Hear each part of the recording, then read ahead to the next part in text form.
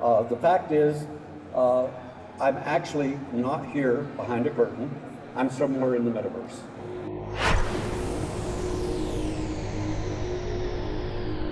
As we talk, I am coming to you from America, but at the same time, I'm there with you. So I'm in two places at once. I feel kind of like Jeff Goldblum in the movie The Fly, where I'm in the transporter. Maybe there's an insect here with me. We'll see how that turns out. Or maybe I'm like Neo in the Matrix. But we're living in an interesting world where we can be in many parallel universes. Whether it's reading a book, whether it's watching a movie, whether it's playing a game, we can live many lives. And so what I want to tell you about is a long-lost superhero created by Stan Lee that I discovered and how that came about. I feel kind of like Indiana Jones finding the Ark of the Covenant.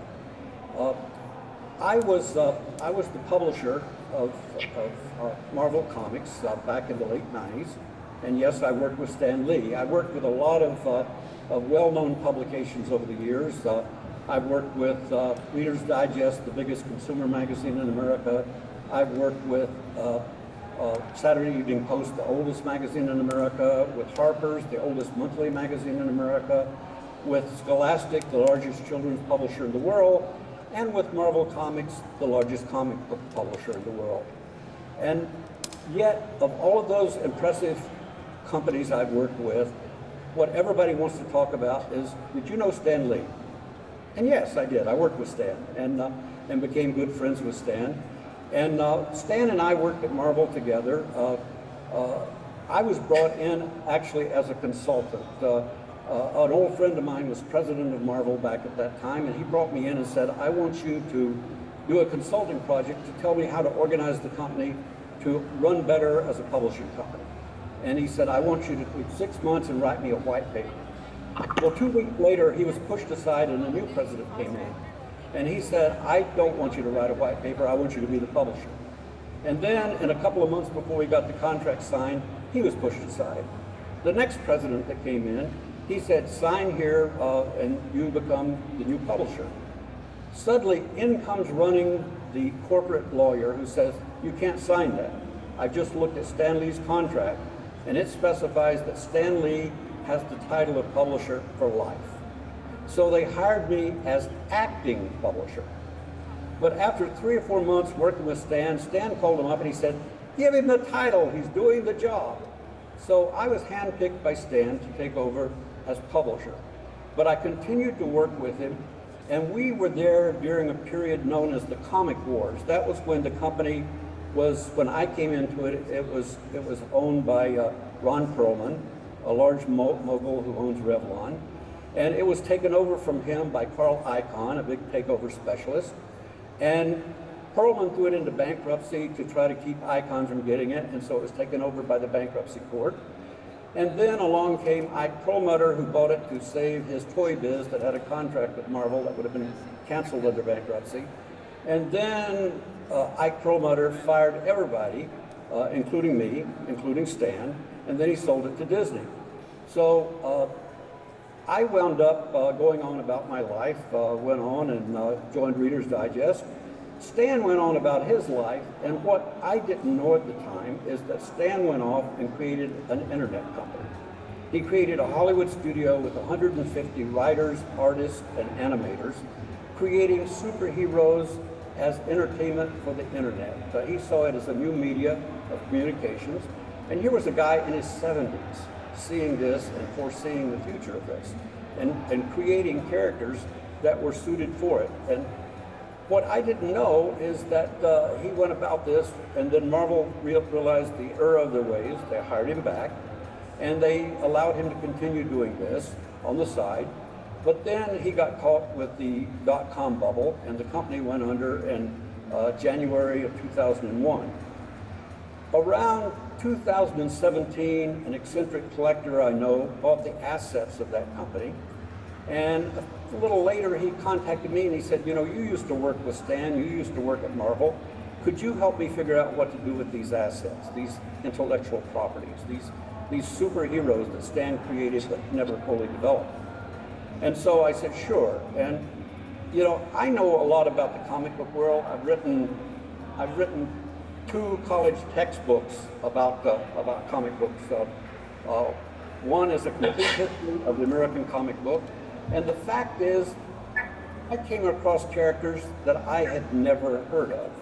I found a character called Slam Girl, who I discovered was Stan's attempt to reinvent Spider-Man for the new millennium, to invent a superhero that would live in the metaverse.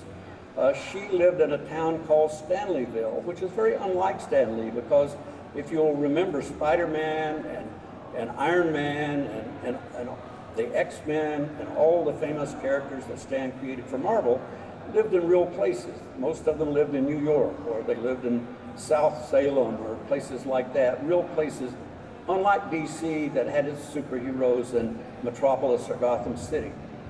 But Stan created this Stanleyville as a portal to the metaverse, to parallel universes, where characters could come and go, and they could tell multiple stories.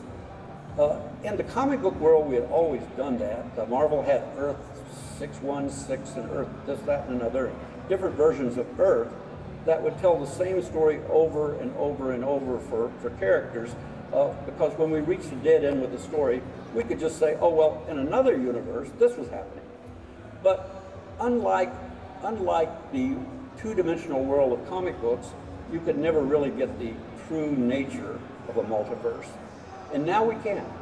But Stan saw that coming, and he created this character, Slam Girl, who was a 20-something-year-old millennial slacker who, like Peter Parker, becomes an unwilling or unexpecting superhero.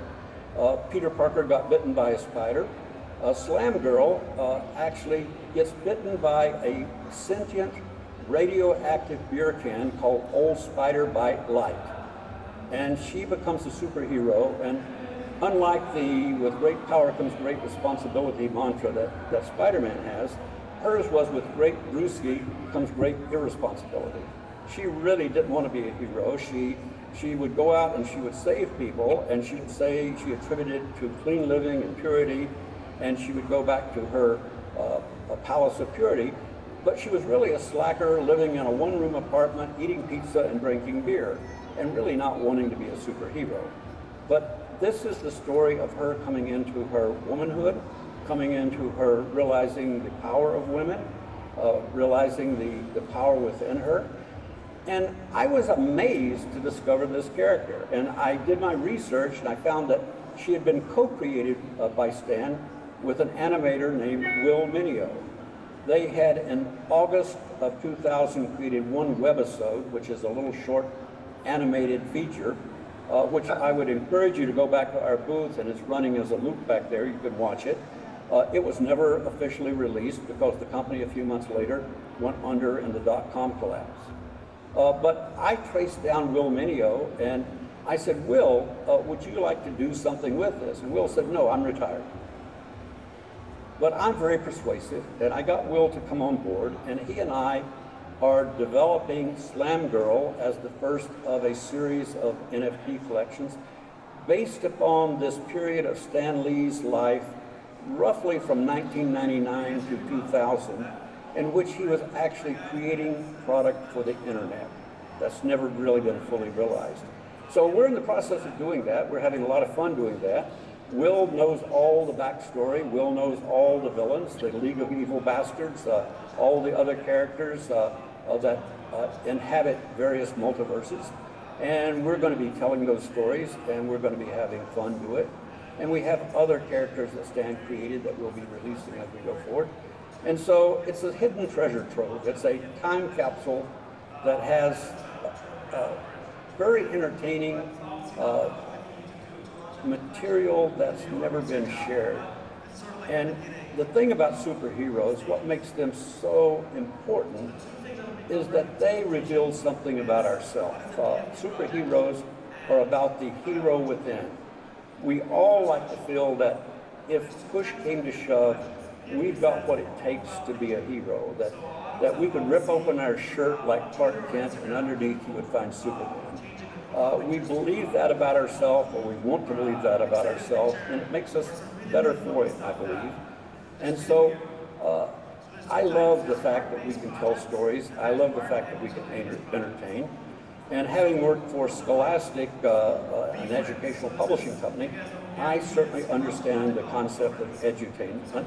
And I think that all of those can coexist and help us into the future because the world is changing, the mediums are changing, storytelling ways are changing, and we're right here. We're right up here on the screen, in the multiverse, participating in it. And you're all going to make that happen. So with that, Jessica, what can I tell you? Well, thank you. And thank you so much for sharing like the purpose and message behind her character, because that was going to be one of my questions. But I guess I'd be curious to know how much of the story, as Stan Lee wrote it, is what you're going to roll out, or has the story been adapted for current days and metaverse? A little of both. We have the original story. We have the co-creator who can tell that story, who knows that story, who helped Stan write that story. And as such, we can give the complete history and background of Slam Girl. We can put her into context. And I think you'll find that she was ahead of her time. She is a woman, not just for 2000, but a woman for today. But all they did was the first episode. We never got to see Slam Girl grow and prosper and coming to her own and learn the power of being a woman. And so we're going to continue that story going forward, and I hope in a very positive way. And we're bringing in a number of people to help us tell that story, because we certainly, as a couple of old white guys, don't feel like we can speak for young women. But we can speak for the storyline, we can speak for the superhero universe, speak for storytelling in the metaverse, and as we surround ourselves with collaborators who can help us take that story forward, it's going to be a lot of fun. Yeah, sounds like it. Thank you so much. So I understand you're rolling out an NFT collection. True. It'd be great to hear a little bit more about it, and perhaps you can share with the audience like how they can participate. Okay, well, first of all, if you go over to our booth, there's a QR code, I believe, on there that you can scan and go to our Discord. I would encourage you all to go to the Discord and sign up to the whitelist and be a part of this. We are in the process of finalizing our plans. We have, ahead of finalizing the drops, created a lot of product. We have taken the original webisode and broken it down into a digital comic book. Will Mineo, who drew the original webisode, has completed an origin story that tells how she became. And so what we're finding is that there's a lot of material to work with. We have 10,000 unique images of Slam Girl that will be unique NFTs that have different levels of rarity. We have 3D battle scenes. We have the old Spider-Light beer, which causes Slam Girl to get her powers and her cat to become Slam Cat. We also find that that beer turns the League of Evil Bastards, the bad guys, it turns them into monsters, it mutates them. And so we have a lot to play with, and we have a number of versions of the digital comic books, and we are going to form, or actually not form, we're going to resurrect a club that Stan Lee created back in the 1999, I think, called Scuzzle. And it stands for sort of a Men in Black type of acronym for searching for zoological life-living entities or whatever in the universe. But this was his new version of what used to be the Merry Marvel Marching Society, a club he started at Marvel. And so with this umbrella sort of participation, we're going to bring all the fans of Stan Lee into the tent, all the fans of superheroes into the tent, and let them create their own community. Let them decide where they want to see these characters go, want them to see how they would like to see the characters develop, what kind of gaming would be an extension of this, what other products that they would like to see. And so it's going to be fun. It's not just going to be a couple of guys out telling their story. It's going to be a community joining in the storytelling. Amazing. Thank you. And what can you tell us about, what did you call it, Stanleyville in the metaverse? Yes, could you just share a little bit more about what is that going to be like? Well, that's developing. That's going to be the portal that takes you into the other worlds, into the other metaverses. For instance, what you will discover when you get into the story is that Slam Girl's mother used to be a superhero, but she retired and went sort of into the witness protection program to avoid the villains who were seeking her out. But her father is a superhero who lives in a completely different parallel universe, and he can only visit our universe every, I think it's 11 years or something like that. And he's the one who sends the sentient beer can as a protector to watch after her and to protect her from these villains that are seeking her and her mother out. And so we already have characters that live in different metaverses, and she lives in Stanleyville, California. But which Stanleyville, California is it?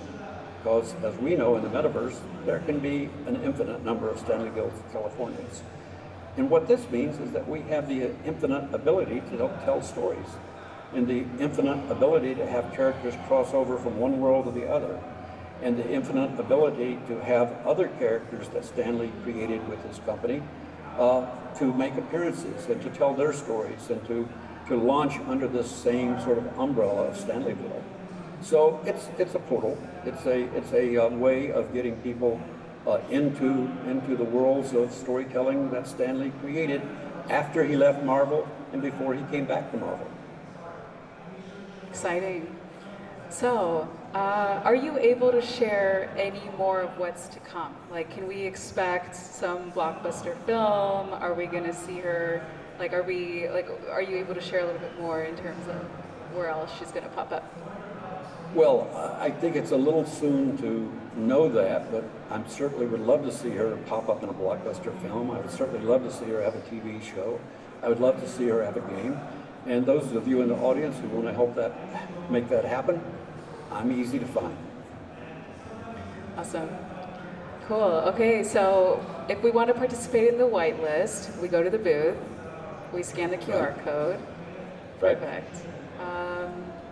Let me see. I mean, how does this feel for you? You know, this is a project you worked on, 20 years ago. Like, can you just share like, how does this feel for you to be doing this now? Well, I have mixed feelings, as you might expect.